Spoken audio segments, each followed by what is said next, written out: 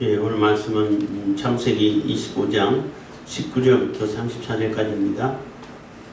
창세기 25장 19절부터 34절까지입니다. 야곱과 에서의 출생과 또 야곱의 장자권 획득입니다. 25장 19절부터는 드디어 이제 이삭의 아들 야곱과 에서와 야곱이죠. 에서가 먼저 났으니까. 그렇지만은 언약의 유업을 이어간 자가 야곱이기 때문에 야곱을 앞서서 뭐 제목은 얘기했는데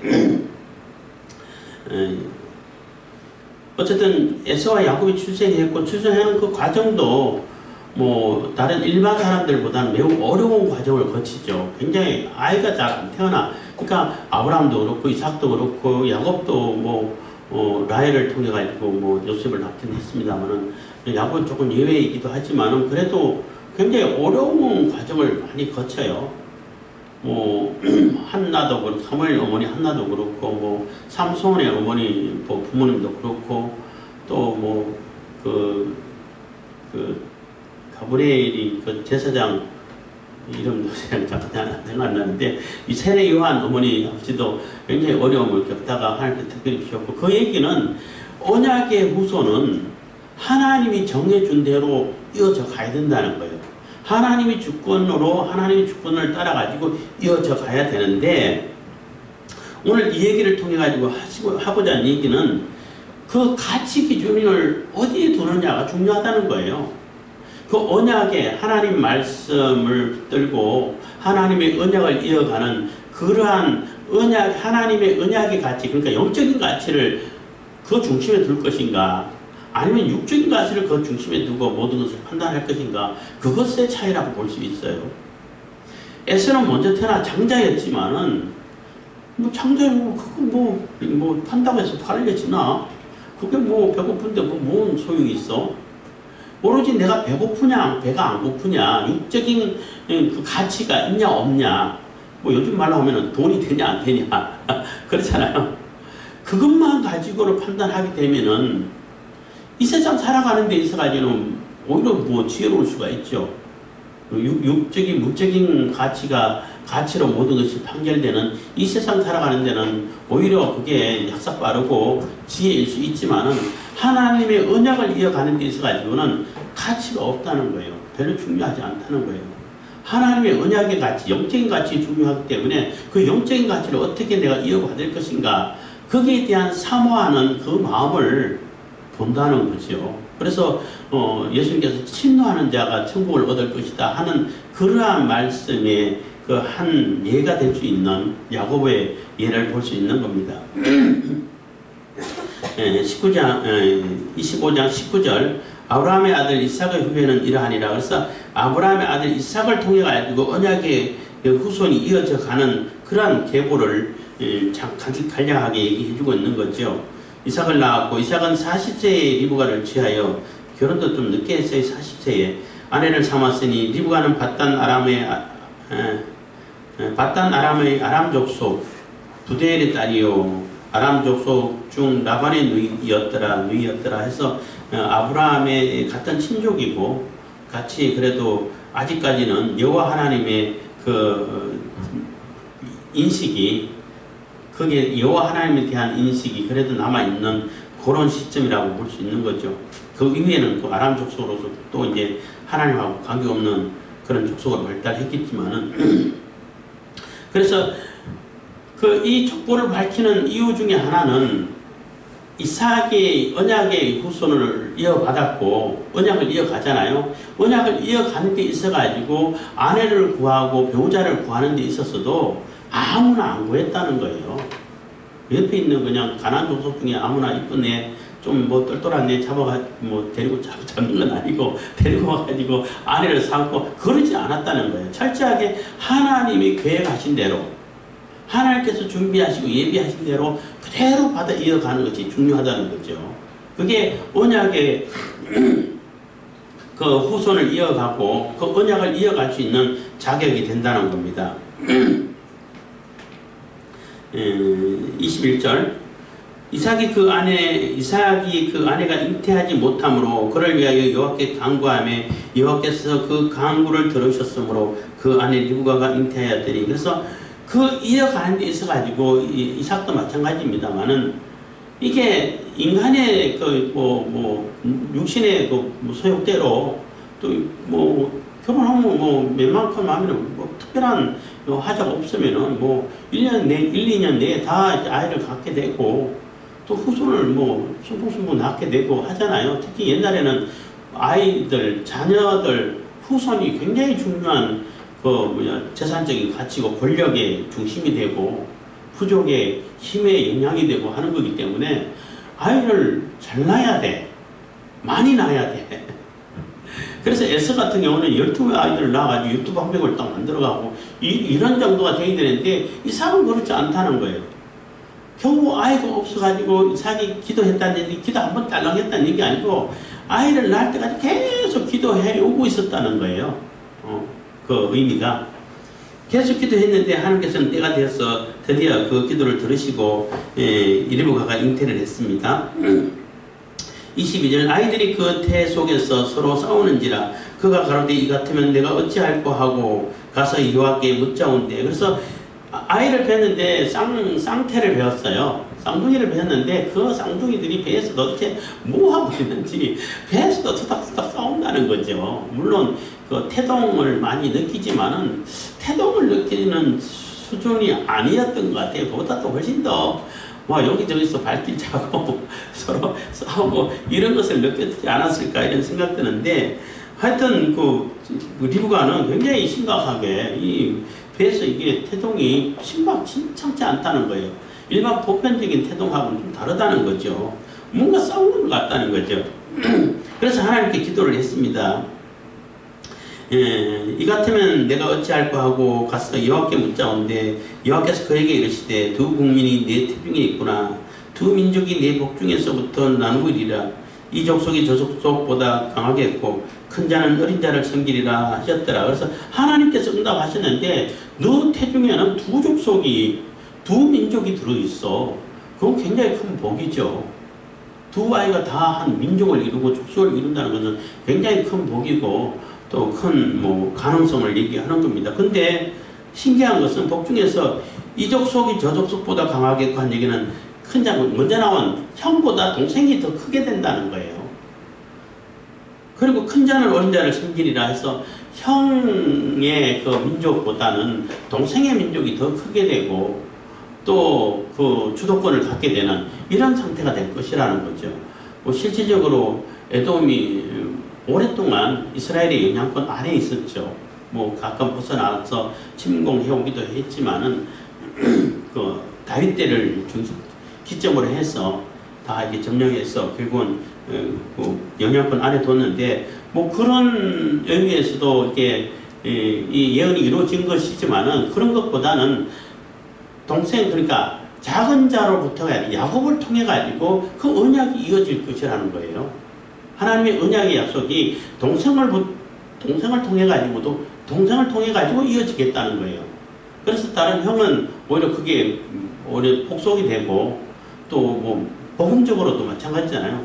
예수님을 중심으로 예수님 앞에 다 들어올 때에 애쓰든 누구든 간에 예수님 안에 들어올 때에 구원의 백성이 되는 것처럼 그 주도권이라든지 중심이 어린 자가 될 것이다 라고 예언을 해주고 있었다는 겁니다.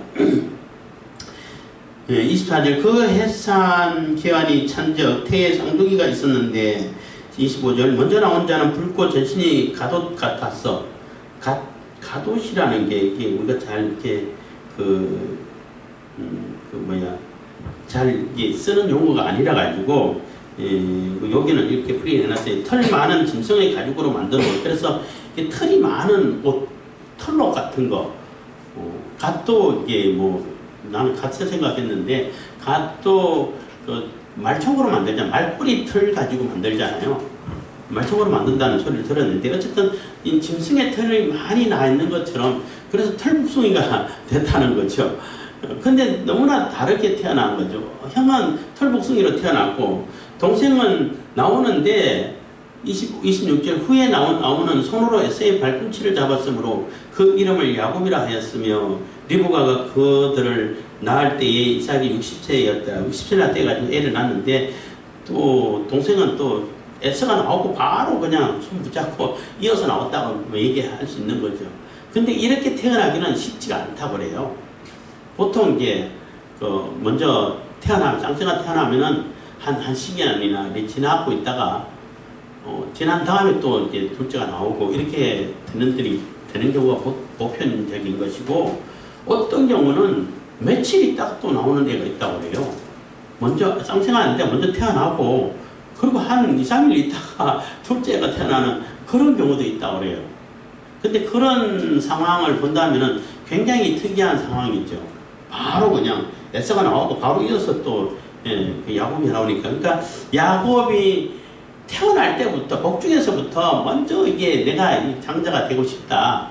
어릴 때부터 뭐 그 악착 같은 그런 마음들이 있다고 볼 수 있는 거죠. 그래서 결국은 형이 먼저 나가니까, 에서가 먼저 나가니까 그냥 얼른 빨리 발꿈치를 잡아가지고 발목을 잡아가지고 같이 따로 나오는 이런 상황이 됐다라고 말할 수 있는데, 그만큼 이 야곱은 이런 태어날 때의 모습만 보기도 해도 뭔가가 이게 장자권에 대해서 내가 하나님의 언약을 이어가야겠다는 그러한 사모하는 마음에서 굉장히 집착력이 강했다라고 볼 수 있는 거죠.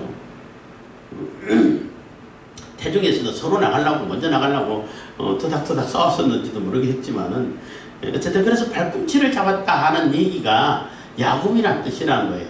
그래서 그 단어는 여러 군데 쓰이죠. 발꿈치 잡았다, 또 이게 사기를 친다, 사람들 속인다, 뭐 이런 뜻으로도 쓰여요. 그러니까 발꿈치 잡았다는 얘기는 사람들이 발꿈치 잡으면 넘어지겠죠. 그런 역할을 하는 그 단어의 뜻도 되는데, 어쨌든 간에 야곱이 태어날 때부터 그런 모습으로 태어났다는 거죠. 그게 이제 이삭이 60세 때에 그 두 쌍둥이가 태어났다는 겁니다. 굉장히 또 늦게 태어났고 둘밖에 없죠. 그 이후로 또 아이가 낳았다는 뭐 소식은 없고 딸랑 둘밖에 안 태어났다는 것입니다. 27절, 그렇게 태어났는데 그 모습만 봐도 서로 경쟁력이 엄청 심하다라는 것을 느낄 수 있잖아요.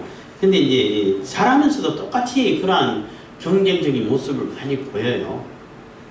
27절, 그 아이들이 장성하며 에서는 익숙한 사냥꾼인 거로 그 사람이 되고 야곱은 종용한 사람인 거로 장막에 거하니. 그래서 아이들이 태어날 때 뭐 외모도 너무나 다르고 성격도 너무나 다르다는 거예요.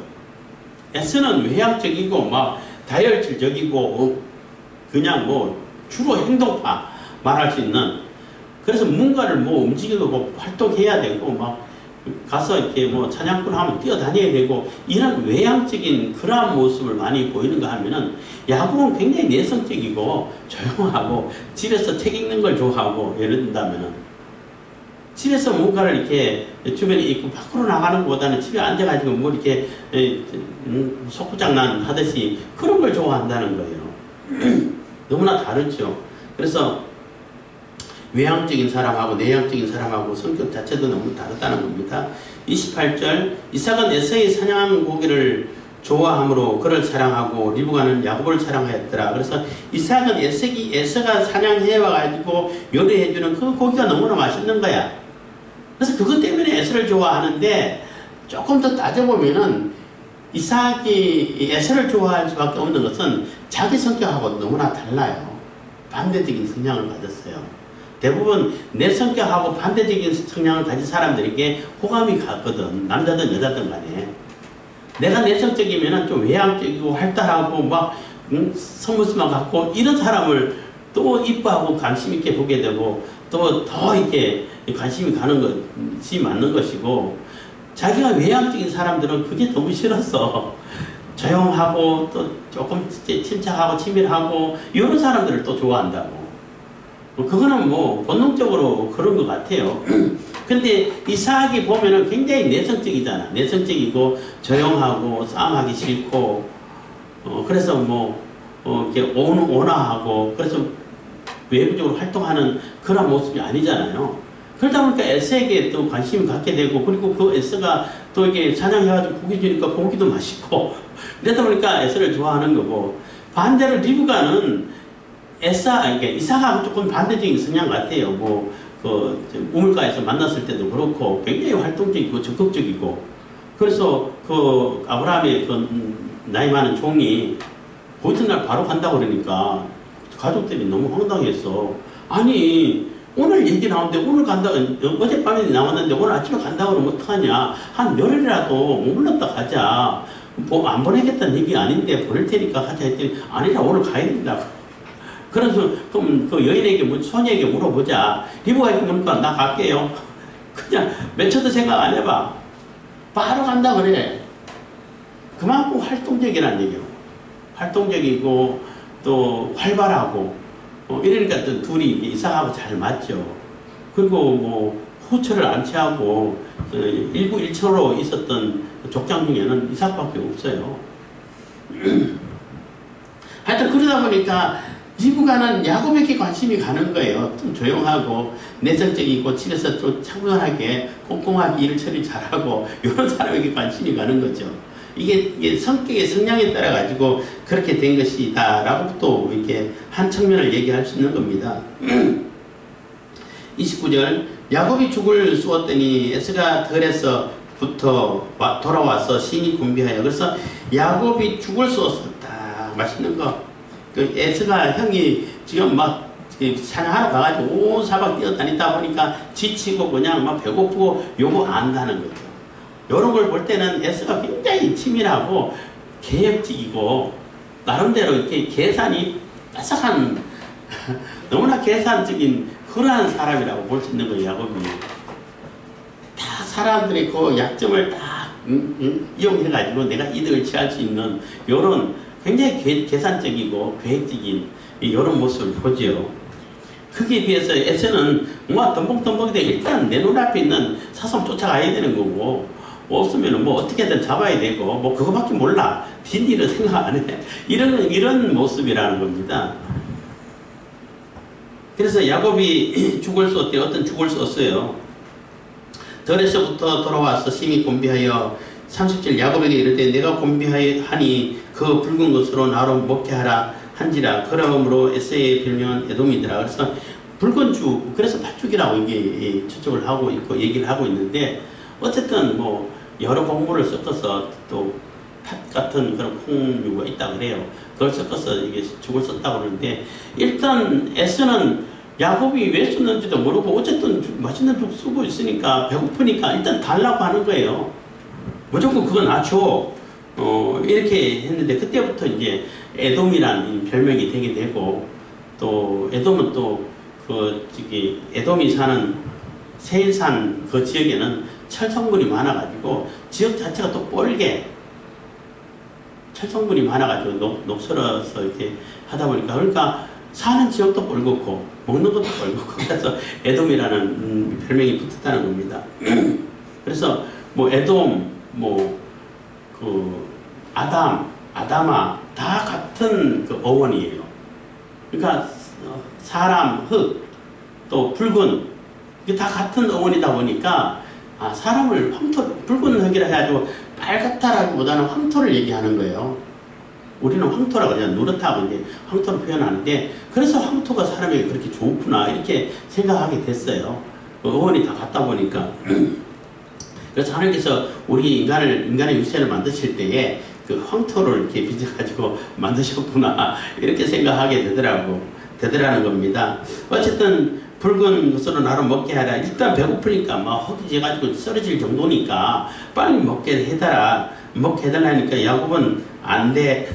딱 맛있는 냄새 풍기면서 그 앞에서 보글보글 죽거리면서 달라고 하니까 안 준다는 거예요. 얼마나 속상하겠어. 급한데 당장 쓰러질 것 같은데 안 된다는 거예요.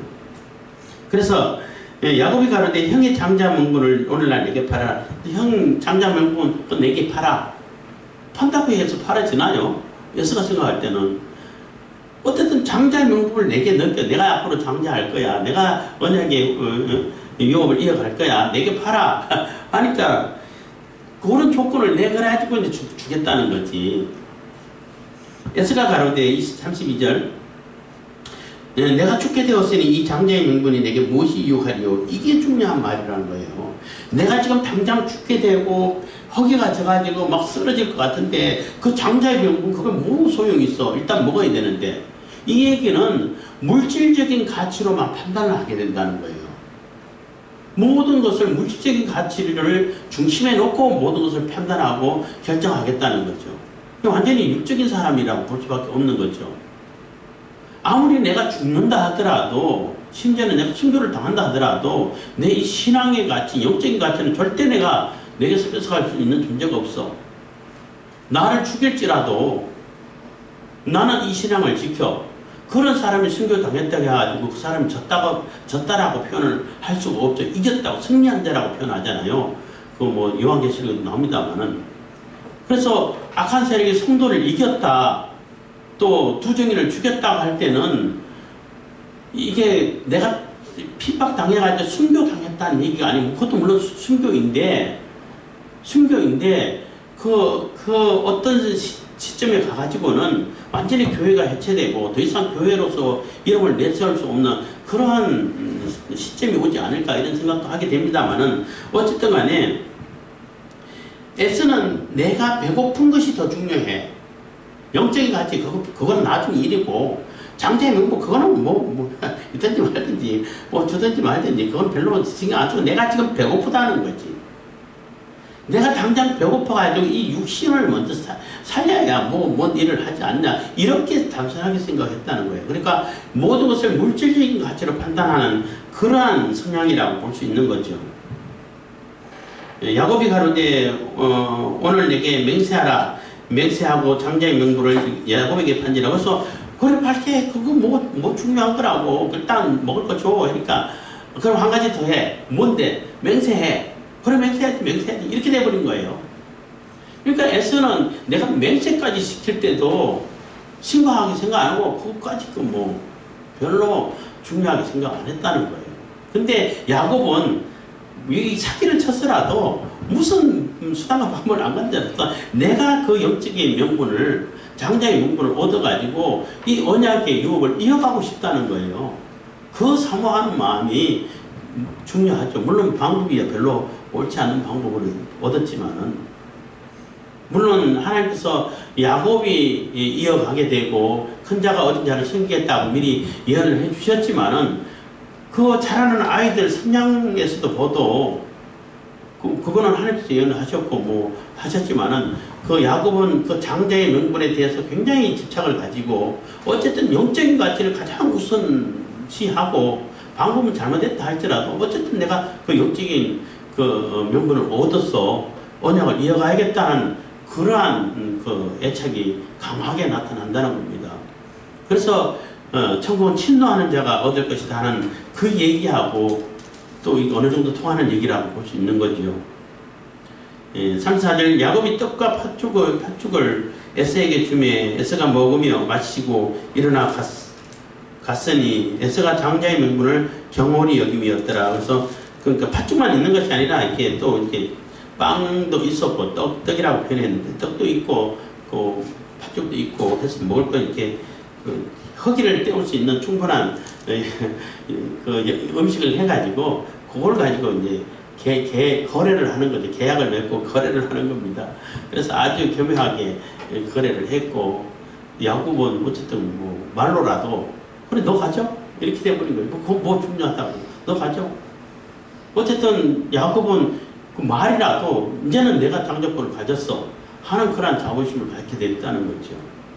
나중에 에서가 이제 이삭에게 장자의 축복을 못 받고 막 울면서 과거에도 축을 가지고 날 속인 적이 있다면 속이지는 않았죠. 정당한 거래를 한 거예요. 그래서 그 모습을 볼 때 이 얘기를 굳이 이렇게 이 에피소드라고 말할 수 있잖아요. 그런 것을 적어 놓는 것은 그 자세가 그 장자의 명분을 대하는, 그러니까 언약의 후손이 되고 언약을 이어갈 수 있는 그 영적인 명분에 대해서, 영적인 그 가치에 대해서 어떤 자세냐를 보여주는 거예요. 에서는 그거 별로 중요하지도 않아. 있으나 뭐하나 어차피 내가 정자인데 뭐. 이래서 굉장히 별 가치 없는 것으로 취급을 해버렸고, 야곱은 어쨌든 속에서라도 아니면 어떤 뭘 가지고서라도 내가 차지해야겠다는 거죠. 내가 그것을 얻어야겠다는 그런 집착을 가지는 그런 모습을 보는데, 그래서 결국은 야곱이 얻게 돼요. 물론 그 방법도 별로 좋지 않은 방법이긴 하지만, 그래서 우리가 삶을 살 때에도 내가 어떤 가치를 중심에 두고 기준에 두고 판단할 것인가는 매우 중요하다는 거예요. 그러니까 이 세상에서는 대부분의 다 돈의 가치로 모든 것을 판단해. 모든 것이 돈이야. 전쟁 나는 것도 돈이에요. 돈 때문에 전쟁하는 거예요. 뭐 어떤 분이 돈 때문에 이 전쟁 부추겼고 일으키고 했죠. 그러니까 그건 나쁜 사람 아니냐? 다 그래요. 다 그래요. 어쨌든 간에 사람 죽고 안 죽고 그건 두 번째 문제야. 내가 돈을 벌 수 있냐 없냐. 그걸 가지고 판단하고 전쟁 부추기고 일으키게 하는 거예요. 그래서 자꾸 전쟁을 부추기는데 안 하면은 또 다른 방법으로 또 하게 되죠. 그렇지만 어쨌든 전쟁을 부추겨갖고 전쟁하는 당사자들은 많이 힘들고 다 죽고 막 그런 비참한 상황을 겪지만은 그걸 이용해가지고 어마어마한 돈을 버는 세력이 있죠. 그래서 아무리 이 세상이 돈의 가치로 돌아간다 할지라도 우리는 하나님의 언약을 이어받은 우리는 그 가치를 돈에 두면 안 된다는 거예요. 그 영적인 가치, 하나님의 언약의 가치에 모든 가치를 두고 이것을 판단해야 된다는 것입니다. 그래서 그게 설령 내게 손해가 온다 할지라도 영적인 가치가 중심이 되게 되면은 결국 그것이 하나님 나라를 이루어가는 영원한 유익을 갖다주는 그러한 결과를 갖게 되는 것이고, 당장 눈앞에 있는 돈의 가치만 가지고 판단하게 되면은 당장은 이렇게 굉장히 뭐 잘 살고 현 세력을 얻는 것처럼 보이지만은 결국 그런 멸망할 수밖에 없는, 하나님의 심판을 당할 수밖에 없는 그러한 결과를 가져온다는 거예요. 그래서 이번 이렇게 이 에피소드를, 그러니까 야곱과 이렇게 에서의 얘기를 가지고 어떤 것이 우리 삶의 자세가 무엇이 그렇게 중요한가를 보여준다고 말할 수 있는 것입니다. 기도하겠습니다. 사랑해 주신 감사합니다. 이 시간에 논의